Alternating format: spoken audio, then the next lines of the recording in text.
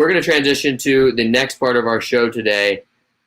Folks, the biggest elephant in the room in Stanford sports this weekend is not what happened in the Pac-12. It's what happened across the country in the SEC, where we saw one of the most dynamic quarterback performances I could ever remember from a former Stanford quarterback wearing a shade of red, just the wrong shade of red, and playing for the wrong iconic Pac-12 coach.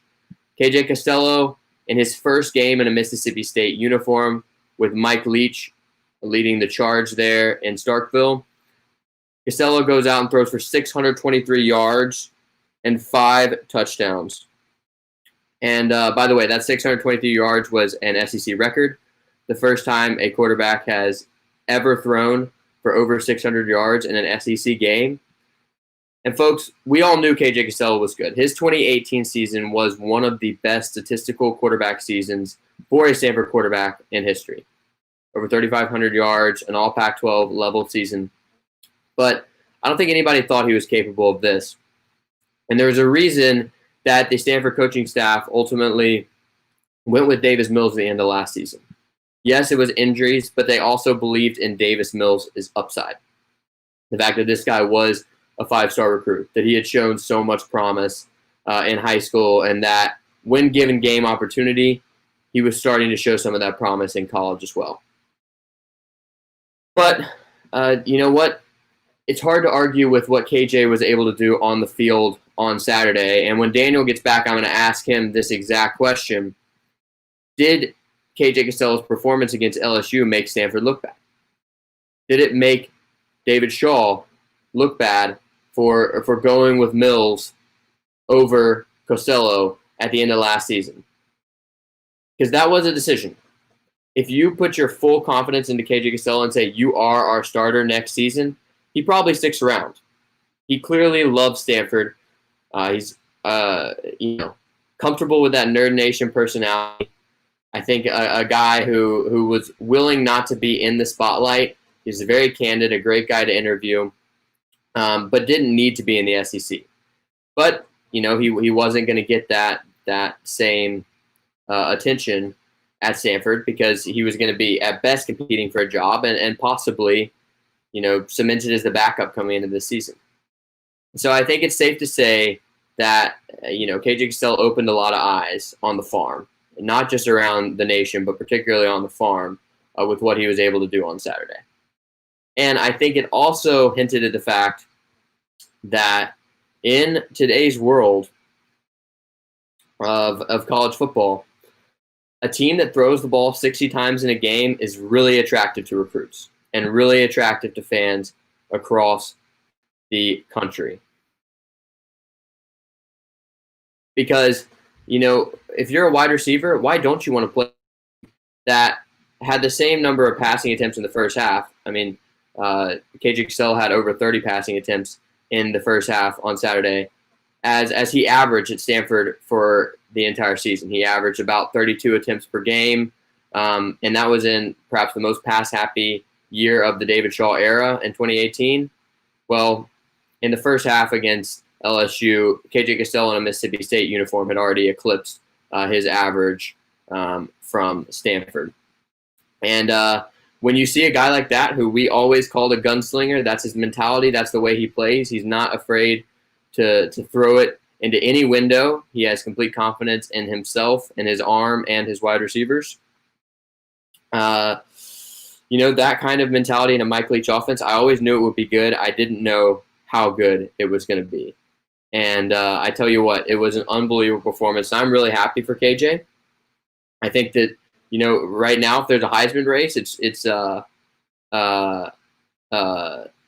it would be Trevor Lawrence, Justin Fields, and KJ Costello. And that's crazy to say because he never would have gotten that kind of attention on the farm. But, we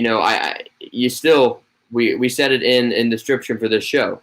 You saw a good KJ Costello. You also saw a bad KJ Costello. He also forced a couple throws. He had a pick six. He threw one down the sideline that was an ill-advised throw where he was trusting his wide receiver, and the defensive back went up and made a play. And that's what we saw from him a lot at Stanford. With the good, you were going to get a little bit of the bad, but ultimately it was still so worth it. I think he was really the only saving grace of that 2018 season for Stanford, where Bryce Love struggled, where the defense struggled. The KJ to JJ connection is what got limped Stanford to a 9-4 finish. And, we saw that same type of talent in a Mike Leach offense, and was it a beauty to behold. And I got to say, last season waffled. I was like, I believe in KJ Costello. He was what held this 2018 season together. But then when he struggled due to those injuries, he said it on Saturday, he could barely hold a football. He could barely throw a football. He was nowhere close to the peak of his abilities. And so, sure enough, it was the right decision to originally go with Davis Mills. And I pushed for that decision. But when you look at it now, when you look at KJ Costello at his best, what he's capable of, it's not such a clear-cut decision. KJ Costello has done infinitely more at the college level than Davis Mills has. And yes, ultimately it was going to be KJ's decision. Maybe he transfers anyway. But I think if he got in the vote of confidence from David Shaw, he probably sticks around.